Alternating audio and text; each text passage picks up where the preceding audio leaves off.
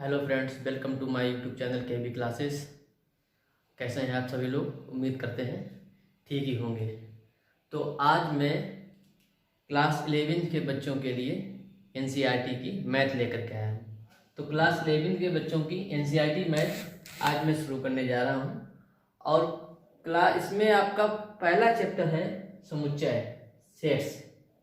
ठीक है, तो समुच्चय क्या होता है, ऐसे कौन से समूह होते हैं जो समुच्चय होते हैं। भाई मैथ में हम बहुत से प्रकार के समूह और ग्रुप के बारे में पढ़ते रहते हैं, जैसे कि परिमेय संख्याओं का समूह, अपरिमेय संख्याओं का समूह, प्राकृतिक संख्याओं का समूह, सम संख्याओं का समूह, विषम संख्याओं का समूह। तो ये सब क्या है? ये सब समूह होते हैं, ग्रुप्स होते हैं। तो इनको हम समुच्चय की लैंग्वेज में कैसे लिखेंगे? अगर हमें इनको समुच्चय के द्वारा प्रदर्शित करना हो तो इनको हम किस प्रकार से लिख करके दिखाएंगे? या क्या सारे ग्रुप समूह ही समुच्चय होते हैं? क्या सारे ग्रुप समुच्चय होते हैं या नहीं होते हैं? तो कौन कौन से ग्रुप समुच्चय होते हैं, कौन कौन से ग्रुप समुच्चय नहीं होते हैं? जैसे कि मैं आपसे कह दूं कि विश्व के 5 महान वैज्ञानिकों का समूह समुच्चय है क्या? ये समुच्चय नहीं है। समुच्चय नहीं है तो क्यों नहीं है? तो इस चीज को हम अभी यहाँ पर अच्छे से समझेंगे। तो क्या समुच्चय होता है, क्या समुच्चय नहीं होता है, तो इस चीज को आइए शुरू करते हैं। तो सबसे पहले हम देखते हैं समुच्चय की परिभाषा। तो समुच्चय की परिभाषा में लिखा है कि वस्तुओं के सुपरिभाषित समूह। वस्तुओं के सुपरिभाषित समूह, ये सुपरिभाषित वर्ड को आपको देखना है, वेल डिफाइंड। तो वस्तुओं के सुपरिभाषित समूह को समुच्चय कहते हैं। तो समूह कैसा होना चाहिए? समूह हमारा सुपरिभाषित होना चाहिए। अभी आपको ये देखने में लग रहा होगा बड़ा ही टिपिकल वर्ड है सुपरिभाषित, तो अभी इसको एक्सप्लेन करेंगे सुपरिभाषित का मतलब क्या होता है। तो वस्तुओं के सुपरिभाषित समूह को हम क्या कहते हैं? समुच्चय कहते हैं। ठीक है, तो हम सुपरिभाषित समूह क्या होता है इसके बारे में हम अभी जानेंगे। जैसे कि मैंने आपसे कह दिया कि प्राकृतिक संख्याओं का समुच्चय। तो प्राकृतिक संख्याओं के समुच्चय के बारे में आप सभी लोग जानते हैं कि प्राकृतिक संख्याओं के अंदर कौन कौन से नंबर्स आते हैं। तो प्राकृतिक संख्याओं के समुच्चय में कौन कौन से नंबर आते हैं? हमारा 1 आता है, 2 आता है, 3 आता है, 4 आता है, 5, इस प्रकार से ये इन्फिनिटी तक चलते रहते हैं। ठीक है, तो ये हमारा क्या है? प्राकृतिक संख्याओं का समुच्चय। प्राकृतिक संख्याओं का समुच्चय। ठीक है, एक अगला एग्जाम्पल हमने यहां पे लिया। एक और एग्जाम्पल लेते हैं यहाँ पे। एक एग्जाम्पल लेते हैं भारत की कर लो, भारत की पांच सबसे अच्छी अभिनेत्रियों मतलब होता है कि हीरोइंस। ठीक है, जो हमारी हीरोइन, ठीक है, तो अभिनेत्रियों का समूह। ठीक है, तो मैंने यहाँ पे 2 एग्जांपल लिए। मैंने पहला एग्जांपल लिया कि प्राकृतिक संख्याओं का समुच्चय। ठीक है, यहाँ पे लिख लो प्राकृतिक संख्याओं का समूह। ठीक है, ये प्राकृतिक संख्याओं का समूह। सेकंड मैंने लिया भारत की 5 सबसे अच्छी अभिनेत्रियों का समूह। ठीक है, अब अगर मैं पहली बात को एक यहाँ पे स्टूडेंट ए है और एक यहाँ पे स्टूडेंट हमारा बी है। अगर मैं उससे कहूं कि बताओ भाई प्राकृतिक संख्याओं का समूह क्या है, मैंने किससे पूछा? ए से पूछा। तो वो क्या बताएगा? 1 2 3 4 5 ही तो बताएगा। मैंने यही बी से पूछा कि प्राकृतिक संख्याओं का समूह क्या है, तो वो 1 2 3 4 5 ही बताएगा। या आप किसी अपने घर पे किसी से पूछिए तो वो क्या बताएगा? 1 2 3 4 5 ही बताएगा, अगर उसको पता होगा। ठीक है, या आप किसी और से पूछिए, ठीक है, तो वो भी आपको प्राकृतिक संख्याओं का समूह क्या बताएगा? 1 2 3 4 5 ही बताएगा। तो ये हमारा क्या हो जाएगा? ये हमारा समुच्चय हो जाएगा। तो प्राकृतिक संख्याओं का समूह क्या हो जाएगा? समुच्चय हो जाएगा। अब यहाँ पे दूसरा समूह क्या है? यहाँ पे दूसरा समूह है भारत की 5 सबसे अच्छी अभिनेत्रियों का समूह। अब यही बात मैंने ए से पूछी और ये बी है, तो जब ए और बी से पूछेंगे तो ए भाई अपने मन से बताएगा जो भी उसको अच्छी लग रही होंगी, ठीक है। वो बोलेगा नहीं भाई मुझे तो एक कैटरीना कैफ अच्छी लगती है, तो उसने लिख दिया यहाँ पे कैटरीना। और बोला एक मुझे प्रियंका भी अच्छी लगती है, तो वो यहाँ प्रियंका भी लिख देगा। फिर बोलेगा नहीं मुझे अनुष्का भी अच्छी लगती है, तो उसने अपने तरीके से उसने यहाँ पे 5 अभिनेत्रियों के नाम लिख दिए, ठीक है। दीपिका भी लिख दिया उसने, ठीक है। और यही बात जब हमने बी से पूछी, मैंने कहा भाई तू बता कि भारत की 5 सबसे अच्छी अभिनेत्रियां कौन कौन सी हैं, बता। तो उसने कहा मुझे इसमें से कुछ नहीं अच्छा लगता है, हमें तो नंबर 1 पे लगती है ऐश्वर्या। तो उसने बताया ऐश्वर्या, ठीक है। दूसरा उसने बताया मुझे तो माधुरी और अच्छी लगती है, तो उसने बताया कि माधुरी। तीसरा उसने कहा मुझे प्रियंका भी अच्छी लगती है, मुझे प्रियंका भी अच्छी लगती है। और चौथा उसने कुछ भी बता दिया, रेखा बता दिया। तो यहाँ पर आप क्या देखते हैं कि यहाँ पर भारत की 5 सबसे अच्छी अभिनेत्रियों का समूह ए ने कुछ और बताया, बी ने कुछ और बताया। दोनों के आंसर क्या आए हैं? दोनों के आंसर अलग अलग आए हैं, ठीक है। तो जब दोनों के आंसर अलग अलग आए हैं तो ये हमारा समूह समुच्चय नहीं होगा। ये हमारा समूह क्या हो रहा है? व्यक्तियों के अनुसार चेंज हो रहा है। क्या हो रहा है? व्यक्तियों के अनुसार चेंज हो रहा है। तो स्वपरिभाषित का मतलब क्या है कि समूह सुनिश्चित होना चाहिए और व्यक्तियों के अनुसार चेंज नहीं होना चाहिए। मतलब ऐसा समूह जो प्रत्येक व्यक्ति वो ही बताए तो वो ही हमारा समुच्चय होता है। जैसे कि आप प्राकृतिक संख्याओं का समूह किसी से भी पूछेंगे तो सभी लोग यही बताएंगे। अगर आप सम संख्याओं का समूह किसी से पूछेंगे तो वो आपको क्या बताएगा? अगर आप सम संख्याओं का समूह किसी से पूछेंगे तो आपको क्या बताएगा? 2 4 6। आइए तो बताएगा सम संख्याओं का समूह क्या होता है? 2 4 6 8, इस प्रकार से आगे बढ़ता हुआ चला जाता है, ठीक है। या आप किसी से पूछिए अंग्रेजी वर्णमाला में स्वरों का समूह, तो स्वरों का समूह क्या होता है? ए ई आई ओ यू। तो ये क्या अंग्रेजी वर्णमाला में स्वरों का समूह। तो आप ये चीज किसी से भी पूछिए वो यही तो बताएगा ए ई आई ओ you, A E I O you, लेकिन ये चीज चेंज हो जाएगी। या आप किसी से पूछ दीजिए कि मतलब किसी से पूछिए कि भारत के 5 अच्छे वैज्ञानिकों का समूह, तो जिसको जो वैज्ञानिक अच्छे लगेंगे उसको वो बताएगा। तो वहां पर वो क्या हमारा समुच्चय नहीं होगा। तो जो भी समूह व्यक्तियों के अनुसार चेंज हो जाए, समूह क्या हो जाए? समूह व्यक्तियों के अनुसार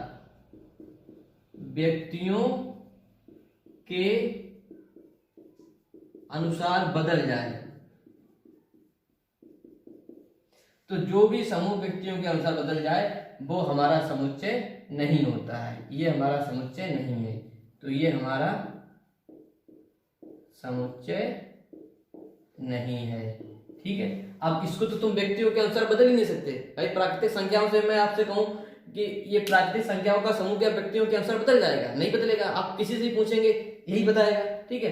तो इसमें आपको याद रखना है कि ऐसा समूह, तो सुपरिभाषित का मतलब क्या है? सुनिश्चित, मतलब समूह आपका सुनिश्चित होना चाहिए, ठीक है। सभी लोगों के द्वारा एक ही आंसर आना चाहिए, ठीक है। तो इसको समझ लिया। अच्छा, सुपरिभाषित का एक मतलब और होता है सुस्पष्ट, ठीक है। यहाँ पे मैंने आपको सुनिश्चित के बारे में बताया कि व्यक्तियों के अनुसार चेंज नहीं होना चाहिए। दूसरी बात मैं आपको बताता हूँ सुस्पष्ट। सुस्पष्ट इसका एक मीनिंग और है सुस्पष्ट। सुस्पष्ट का मतलब क्या होता है? सुस्पष्ट का मतलब ये होता है कि जो समूह में अवयव हैं वो रिपीट नहीं होनी चाहिए। जैसे मैंने यहाँ पे कह दिया कोई एक सेट ले लिया ए, समुच्चय ए में मैंने अवयव लिख दिए, ए लिख दिए, बी लिख दिए, सी लिख दिए, फिर मैंने ए लिख दिए। तो ये क्या हो गए? ये अवयव आपके रिपीट हो गए। ये एक बार ए यहाँ पर है और एक बार यहाँ पर है। तो ये आपका समुच्चय नहीं है, ये भी आपका समुच्चय नहीं है, ठीक है, समुच्चय नहीं है। तो ये भी आपका समुच्चय नहीं है। ये मतलब होता है सुस्पष्ट, ये भी एक सुपरिभाषित का ही मतलब होता है, ठीक है, सुस्पष्ट। अगर उसके अंदर मझले ब्रैकेट के अंदर ऐसे अवयव हैं जो रिपीट हो रहे हैं, ठीक है, तो वो भी हमारा क्या है, समुच्चय नहीं होगा। तो सुपरिभाषित के यही दो मतलब थे, जो दोनों मैंने आपको बता दिए। पहला मतलब था कि समूह आपका व्यक्तियों के अनुसार परिवर्तन नहीं होना चाहिए, और दूसरा मतलब क्या है कि सुस्पष्ट होना चाहिए, मतलब उसमें कोई भी नंबर या अवयव या सदस्य दोहराने नहीं चाहिए, रिपीट नहीं होने चाहिए, ठीक है। तो आगे अब इसी में हम पढ़ेंगे, नेक्स्ट टॉपिक हमारा है समुच्चय के अवयव।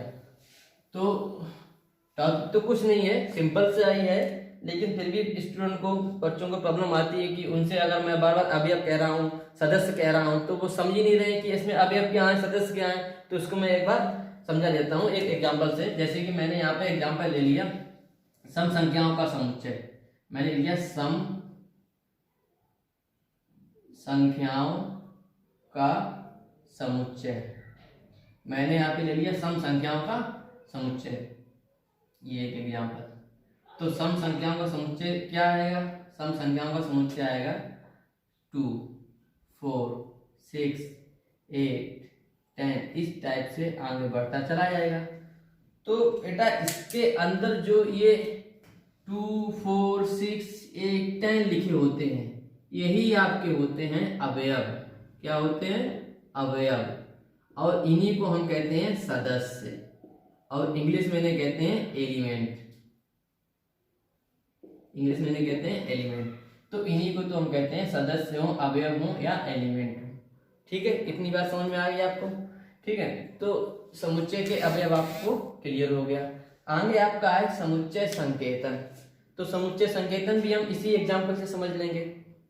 समुच्चय संकेतन का मतलब है कि मान लीजिए अगर ये एग्जाम्पल दिया गया है सम संख्याओं का समुच्चय, तो सम संख्याओं के समुच्चय को हमने लिख दिया 2, 4, 6, 8, 10। तो जो भी अवयव होते हैं, अवयव को हम क्या करते हैं कि मझले कोष्टक में बंद करते हैं। देखो मैंने बनाया, और किसी भी कोष्टक में नहीं बंद कर सकते, इसमें नहीं कर सकते बंद, गलत हो जाएगा। आपको मझले कोष्टक में ही अवयव लिखने होंगे, ठीक है। इसके अलावा आप किसी भी कोष्टक में अवयव को नहीं लिख सकते। तो ये हो गया आपका समुच्चय संकेतन। और इसमें एक चीज क्या है, इसमें एक चीज ये देख लो कि जैसे मैंने कहा कोई संख्याओं का, सम संख्याओं का समुच्चय, तो मैंने कहा सम संख्याओं का समुच्चय, तो उसको जो हम प्रदर्शित करेंगे वो हम कैपिटल ए से करेंगे। किससे करेंगे, कैपिटल ए से करेंगे प्रदर्शित। मैंने कहा सम संख्याओं का समुच्चय, तो सम संख्याओं का समुच्चय ए बराबर, ठीक है। तो ए हम किससे करेंगे, कैपिटल ए से करेंगे प्रदर्शित। या मैंने लिख दिया बी बराबर, तो बी को भी कैपिटल ए से करेंगे प्रदर्शित। लेकिन इसके अंदर जो सदस्य होंगे, इसके अंदर जो अवयव होंगे, इनको हम स्मॉल लेटर से करेंगे प्रदर्शित। मान लीजिए कि इसके अंदर अवयव है, एक्स है, वाई है और जेड है। तो किसी भी जो मझले कोष्टक के अंदर अवयव लिखे होते हैं, इनको हम स्मॉल लेटर में लिखते हैं, और जिसको हम समुच्चय को प्रदर्शित करने के लिए जो यूज करते हैं उसको हम कैपिटल लेटर में लिखते हैं। तो इतनी बात आपको और याद रखनी है। और इसी में हम एक चीज को भी और समझेंगे, जैसे कि मान लीजिए एक एग्जाम्पल दिया गया है, मैंने आपको एक एग्जाम्पल दिया, सेट ए बराबर, सेट ए में सदस्य एक्स हैं, वाई हैं और जेड है। एक मैंने एग्जाम्पल लिया सेट बी का, सेट बी में सदस्य क्या है, वाई है और जेड है, ठीक है। अब मैं यहाँ पर एक चीज लिखता हूं, मैंने इसको लिखा एक्स एप्सिलॉन ए, ये आपको बहुत सी जगह पे लिखा मिलेगा। इसका मतलब क्या होता है, एक्स एप्सिलॉन ए, इसको हम कहते हैं एप्सिलॉन,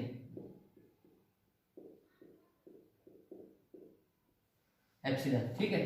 तो एप्सिलॉन, एप्सिलॉन का मतलब क्या होता है कि जो ये एक्स है, एक्स सेट ए का सदस्य है, एक्स समुच्चय ए का सदस्य है, तो हम लिखेंगे इसको एप्सिलॉन। अगर यहीं पे मैं लिख दूं एक्स नॉट एप्सिलॉन बी, अब देखो x हमारा b में नहीं है, तो x क्या लिखा, x नॉट एप्सिलॉन b, मतलब x समुच्चय b का सदस्य नहीं है। इसको हम हिंदी में भी लिख सकते हैं, x समुच्चय a का सदस्य है, सदस्य या अवयव कुछ भी बोल सकते हैं। और यहाँ पे x समुच्चय b का सदस्य नहीं है। तो इतनी है एक बात थी, इसको आप नोट करके लिख लीजिए। इसको हम बोलते हैं एप्सिलॉन। अगर ये लगा है तो इसका मतलब है कि x समुच्चय a का सदस्य है। अगर ये नॉट एप्सिलॉन है तो इसका मतलब है कि x समुच्चय b का सदस्य नहीं है। ठीक, तो इतनी बातें आपको क्लियर होंगी कि बस एक समुच्चय किसे कहते हैं, कौन से समूह समुच्चय होते हैं, कौन से समूह समुच्चय नहीं होते हैं। ठीक है, समुच्चय के अवयव और सदस्य के बारे में हमने पढ़ लिया, समुच्चय संकेतन के बारे में पढ़ लिया कि कौन कौन से समुच्चय में संकेत यूज होते हैं। ठीक है, तो इन सब के बारे में पढ़ लिया। आगे हम इसी में पढ़ेंगे समुच्चय निरूपण, मतलब कि समुच्चय को लिखने की कितनी विधियां हैं। क्या समुच्चय को ऐसे ही लिखते हैं ब्रैकेट में, या किसी और तरीके से भी लिखते हैं। ठीक है, तो किस किस तरीके से हम समुच्चय को लिख सकते हैं वो आता है समुच्चय निरूपण की विधियों के अंतर्गत। ठीक है, तो आगे हम पढ़ेंगे अब समुच्चय निरूपण। तो समुच्चय निरूपण मतलब समुच्चय को लिखने की आपकी दो विधियां हैं, जिसमें आपकी पहली विधि क्या है, रोस्टर विधि या तालिका विधि। इसी को रोस्टर विधि को ही हम तालिका विधि कहते हैं। ठीक है, समुच्चय निर्माण विधि ये आपकी समुच्चय को लिखने की दूसरी विधि है। Sets builder form. ठीक है, तो इन दोनों विधियों को हम एक एक करके समझेंगे। तो सबसे पहले हम समझेंगे रोस्टर विधि क्या होती है, या रोस्टर विधि से हम समुच्चय को कैसे लिखते हैं। जैसे किन्हीं भी संख्याओं का समूह या कोई भी समूह है तो उसको रोस्टर विधि से हम कैसे लिखेंगे। ठीक है, तो सबसे पहले हम समझेंगे रोस्टर विधि। तो रोस्टर विधि के अंतर्गत हमें 2-3-4 पॉइंट हैं, उनको याद रखने हैं। ठीक है, तो पहला पॉइंट आपका है कि विधि में समुच्चय के सदस्यों को मझले कोष्ठक में रखते हैं। समुच्चय सदस्यों के बारे में आपको बता चुका हूँ। समुच्चय अवयव मैंने बताया थे आपको। तो सदस्य जो होते हैं उनको हम मझले कोष्ठक में रखते हैं। और दूसरा पॉइंट क्या है कि एक अवयव को दूसरे अवयव से कॉमा लगाकर अलग करते हैं। मान लीजिए कि मैंने एक एग्जाम्पल लिया यहाँ पर विषम संख्याओं का समुच्चय। तो विषम संख्याओं का समुच्चय a बराबर मैंने लिखा मझले कोष्ठक में 1, 3, 5, 7। तो इस टाइप से ये आगे बढ़ते हुए चले जाएंगे। ठीक है, तो ये आपका क्या है, विषम संख्याओं का समुच्चय। तो सदस्यों को हमने कहाँ लिखा, मझले कोष्ठक के अंदर लिख दिया। ठीक है, अब क्या है कि एक अवयव को दूसरे अवयव से कॉमा लगाकर अलग करते हैं। तो एक ये अवयव है, एक ये अवयव है, एक ये अवयव है, सारे इसके अंदर है तो अवयव ही भाई सारे इसके क्या है, सदस्य हैं भाई। सदस्यों से मिलकर ही तो विषम संख्याओं का समूह बन रहा है। तो एक सदस्य को दूसरे सदस्य के से हमने कैसे अलग किया, कॉमा लगाकर अलग किया। ठीक है, तो ये आपके दोनों पॉइंट क्लियर हो जाते हैं। नेक्स्ट पॉइंट आपका क्या है, नेक्स्ट पॉइंट आपका है कि अवयवों का क्रम आगे पीछे भी कर सकते हैं। ठीक है, जैसे कि ये अवयव है, यहाँ पे 3 को यहाँ लिख सकते हैं, 1 को यहाँ भी लिख सकते हैं। जैसे कि मैं आपको एक एग्जांपल दूं, मैंने एग्जांपल दूं जैसे कि अंग्रेजी वर्णमाला में स्वरों का समुच्चय। तो अंग्रेजी वर्णमाला में स्वरों का समुच्चय क्या होता है, A, E, I, O, U। ये आपका क्या होता है अंग्रेजी वर्णमाला में स्वरों का समुच्चय। तो ये भी आपका सही है, या इसको हम ये लिख दें A इक्वल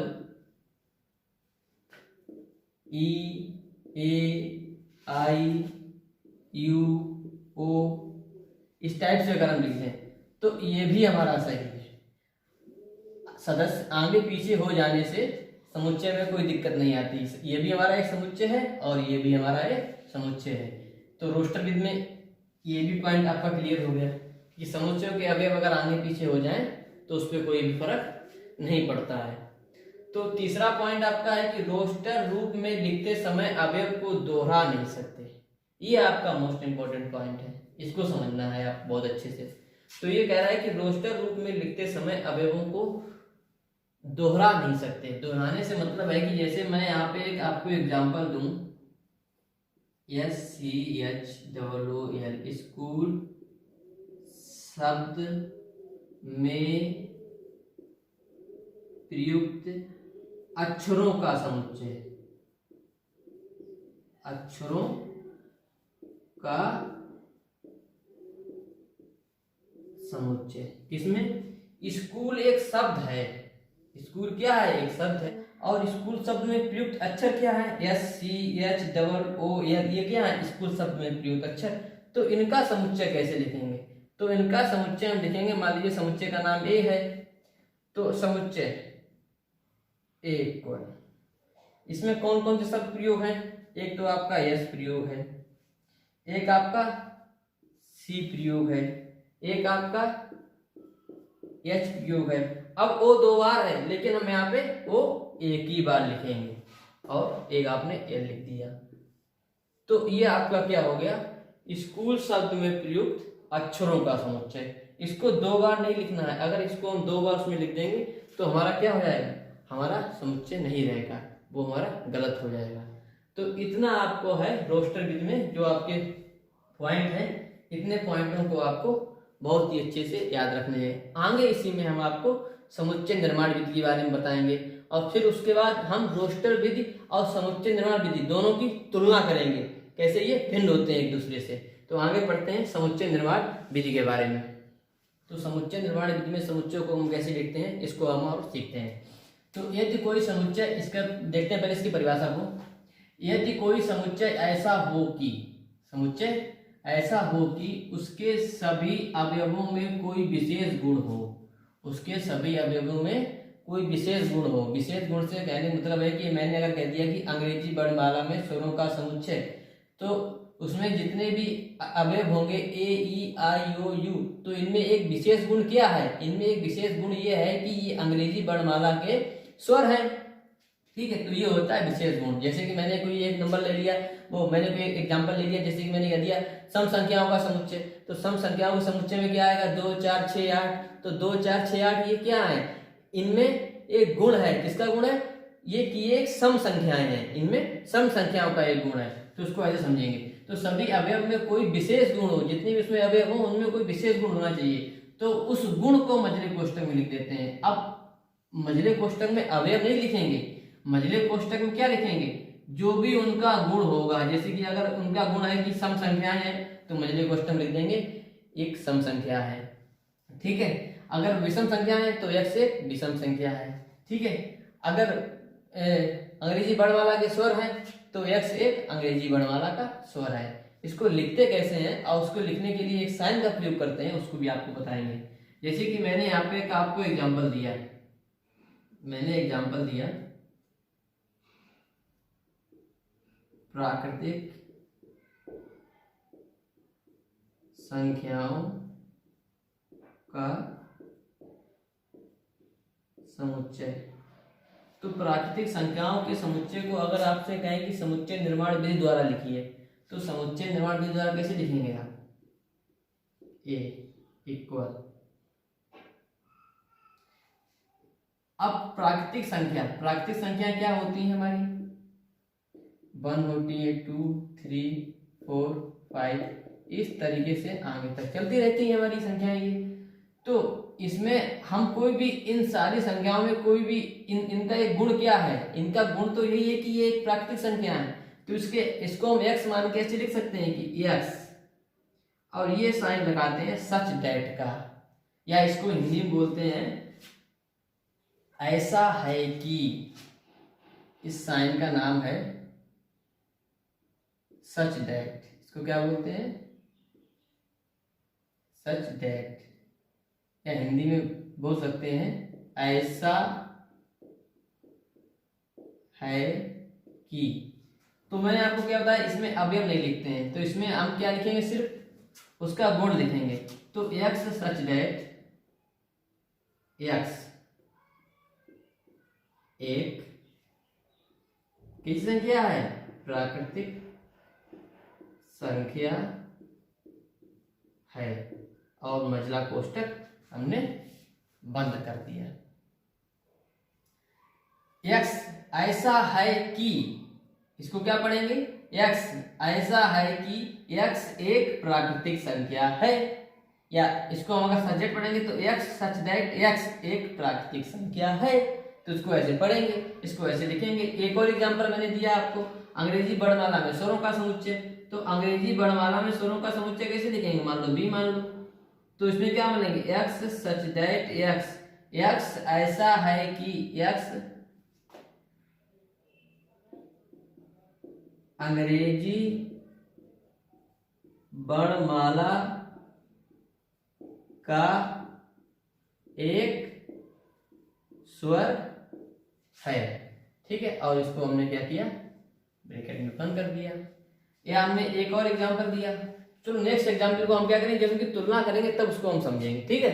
तो अभी मैं आपको इसकी तुलना करके सिखाऊंगा कि अगर मैं रोस्टर विधि, कोई भी समुच्चय है उसको रोस्टर विधि में कैसे लिखेंगे और समुच्चय निर्माण विधि में कैसे लिखेंगे। तो दोनों चीजें जब आपके सामने होंगी तो आपकी बहुत ही अच्छे से क्लियर हो जाएंगी कि ये हमारी रोस्टर विधि है और ये हमारे समुच्चय निर्माण विधि है। चलिए आइए इसको शुरू करते हैं।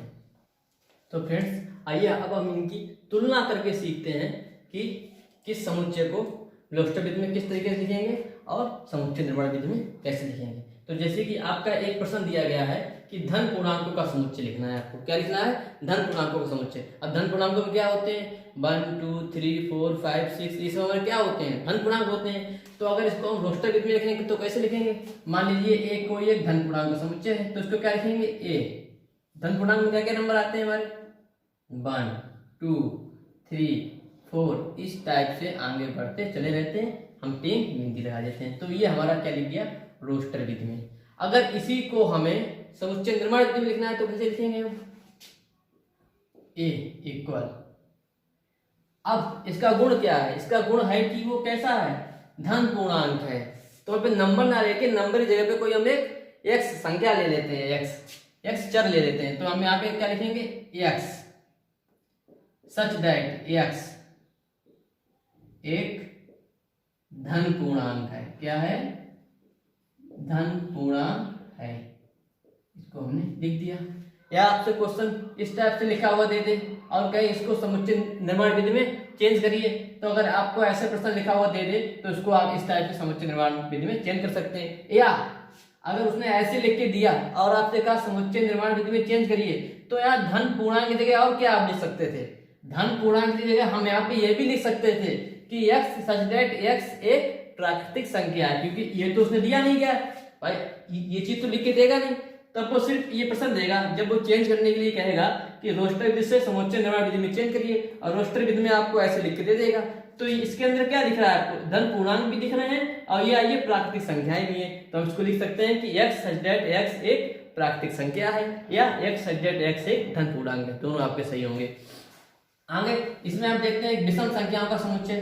तो विषम संख्याओं का समुच्चय मान लीजिए b है, तो इसको हम क्या मान लें, विषम संख्याओं के समुच्चय में क्या आती है, 1 आता है हमारा, 3 आता है हमारा, 5 आता है हमारा, 7 आता है, इस टाइप से आगे बढ़ते चले रहते हैं। तो अगर इसको हम समुच्चय निर्माण विधि में लिखेंगे तो कैसे लिखेंगे, x ऐसा है कि x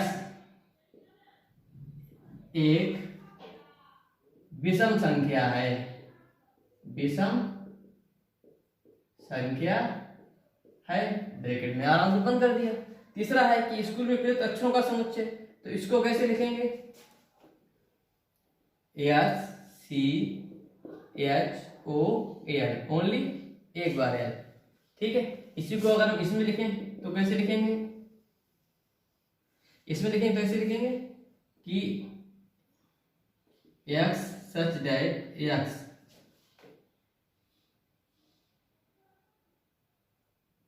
SCH स्कूल शब्द में प्रयुक्त एक अक्षर है, लिख दिया x सच दैट x, ठीक है। स्कूल शब्द में प्रयुक्त एक अक्षर है, तो x क्या है, x ऐसा है कि x स्कूल शब्द में प्रयुक्त एक अक्षर है। आगे आपका है कि 3 से बड़ी और 10 से छोटी प्राकृतिक संख्याओं का समुच्चय। तो 3 से बड़ी क्या होगी, 4 5 6, कहाँ तक चलना है, 10 से छोटी रहे। तो 4 5 6 7 8 9 तक हम चलेंगे, तो बड़े आराम से इसको लिख देंगे। 3 से बड़ी और 10 से छोटी प्राकृतिक संख्याओं का समुच्चय क्या हो जाएगा? 3 से बड़ी है तो हम कहाँ से करेंगे स्टार्ट? 4 से करेंगे। 5 6 7 8 9 और इसको हमने ब्रैकेट में बंद कर दिया, क्योंकि अब यहाँ पे ये हमारा फुल स्टॉप लग गया एक तरीके से, क्योंकि उसने कर दिया 10 से छोटी, तो 10 से छोटी हमारी संख्या 9 तक ही होती है, तो इसमें डॉट डॉट नहीं लगाएंगे, क्योंकि जब संख्या हमारी अनंत तक चलती है तो उसमें हम डॉट डॉट डॉट लगा देते हैं। ठीक है, अब इसी को अगर हमें रोस्टर विधि में वो समुच्चय निर्माण विधि में लिखना है तो उसको हम कैसे लिखेंगे? इसको हम लिखेंगे D equal x such that x एक प्राकृतिक संख्या है, प्राकृत संख्या है। अब प्राकृतिक संख्या तो है, लेकिन एक कंडीशन भी उसने दी है कि 3 से बड़ी है और 10 से छोटी है, तो कैसे लिखेंगे? और लगा के लिख देंगे इस टाइप से कि जो x है वो 3 से क्या है? बड़ी है, और 10 से क्या है? छोटी है। इस टाइप से हम इसको ब्रैकेट में बंद कर देंगे। तो आपने ये सीखा कि समुच्चय निर्माण की या समुच्चय निरूपित करने की आपकी 2 विधियां हैं। पहली विधि आपकी रोस्टर विधि है और दूसरी विधि आपकी समुच्चय निर्माण विधि है। इन्हीं 2 विधियों को हम इन्हीं समुच्चय को हम इन्हीं 2 विधियों के आधार पर हम लिखते हैं। ठीक है, या तो रोस्टर विधि में लिखेंगे या हम समुच्चय निर्माण विधि में लिखेंगे। तो आज का समुच्चय सेट में, तो आज की क्लास में पार्ट 1 में आपके लिए इतना ही, और नेक्स्ट क्लास में हम इसका पार्ट 2 लेकर के आएंगे। इसमें भी आपके बहुत से समुच्चय हैं, रिक्त समुच्चय हैं आपके, ठीक है, और भी बहुत सारे समुच्चय हैं। तो इन सब समुच्चयों के बारे में हम बहुत ही अच्छे से पढ़ेंगे, और तब तक के लिए take care and good bye.